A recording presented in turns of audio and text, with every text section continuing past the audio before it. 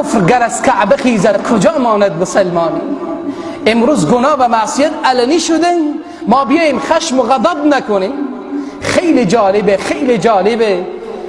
شاید شما هم خبر داشته باشیم که پادشاه عربستان سعودی در 200 کیلومتری خانه پروردگار عالم و مکه المکرمه یک خواننده امریکایی رقاصی بیدین طلب میکنه که بیایه به خانه پروردگار عالم در نزدیکی خانه خدا برقصه و گناه و معصیت بکند.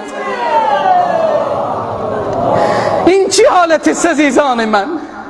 چی فکر میکنن اینها؟ آیا مکه المکرمه مخصوص شاه عربه؟ آیا خانه خدا قلب مسلمان نیست؟ آیا تعلق به هر انسانی که میگه لا اله الا الله محمد رسول الله تعلق ندارد؟ ترامپ آمد استقبال کردید به خانه خدا، حالا که یک زن رقاصه و از خدا بیخبر میایه به خانه خدا 200 کیلومتر مانده به مکه المکرمه، یک زن رقاصه بیایه به خانه خدا برقصد، به خدا به تمام مسلمان ها شرمه. چی حالت عزیزان من؟ امروز رقاصی بیدینی میایه به خانه خدا، به نزدیکی خانه خدا میرقصد. اینا چی فکر میکنن؟ آیا مکی مکرمه مدینه منوره فقط از شمایه؟ آیا شما شاهی که شاه عرب و خادم حرمین شریفین خودر میدانی؟ آیا مالک مکه و مدینه تو هستی یا پروردگار عالم؟ از او الله حیا نکردی که آمدی در مقابل خانه خدا چنین گناه و معصیت بزرگی برا انداختی؟ عزیزان من، قابل بخشش نیست، قابل سکوت نیست که مهر سکوت به دهان بزنیم. کجا هستن عزیزان من دعوتگران اسلامی؟ صدای خود را بالا بکنن. مکه المکرمه قلب مسلمان های تو آتش زدی به قلب هر فرد مسلمان که میگه لا اله الا الله محمد رسول الله. آیا تو حیا نکردی از پروردگار خدایی که ابرهه‌ای که آمد تا خانه خدا را خراب بکنه، خدا او به اسفل و سافلین فرستاد؟ آیا فکر میکنی خدای ما ضعیف شدن و ناتوان؟ العیاذ بالله من ذلک. همون خدایی که ابرهه را فرستاد، آن طاغوتیانی که میخواهند بی حرمتی به خانه خدا بکنن، آن پروردگار عالم آنها را چون ابرهه به اسفل و سافلین خواهد فرستاد.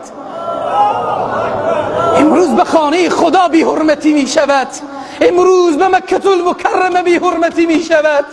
خانه خدا قلب ماست. قرآن برای مسلمان ها چی میگه؟ این اول بیت وضع للناس للذی بمکه مبارکا.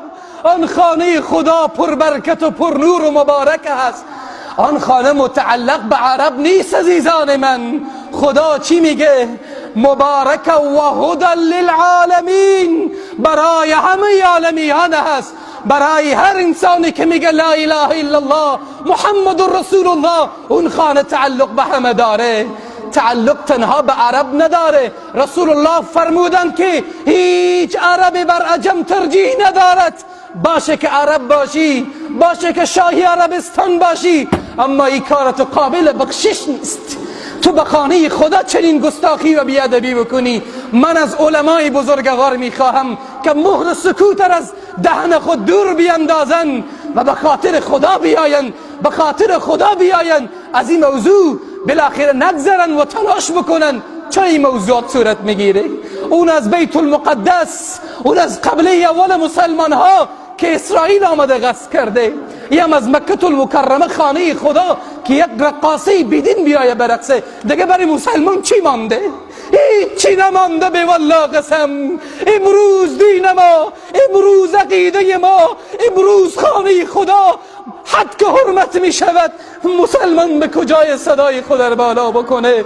به والله قسم اگر ابو بکر و عمر و عثمان می بودن خود را تکه تکه می کردن. آها شاهان عرب و عجم، از خدا بترسید، از الله بترسید. الله شما را میبیند. خدایی که ابرهه و پیروان ابرهه به اسفل السافلین فرستاد، آن خدا قویه، آن خدا قدرت داره. از خشم پروردگار عالم بترسید. این طاغوتیان عصر و زمان بدانند که خدای تبارک و تعالی آنها را چون ابرهه و امثال از آنها را به اسفل السافلین خواهد فرستاد. و گردن کلفتانی که از دین خدا سوء استفاده میکنن، الله آنها را به غضب خود گرفتار خواهد کرد. بناهن خواهر و برادر مسلمان، ایهاد کنونی مسلمان های که در مکه المکرمه چنین می شود، خدای تبارک و تعالی آنهایی که به خاطر خدا تلاش میکنن آنها را پیروز و سرفراز بگردان.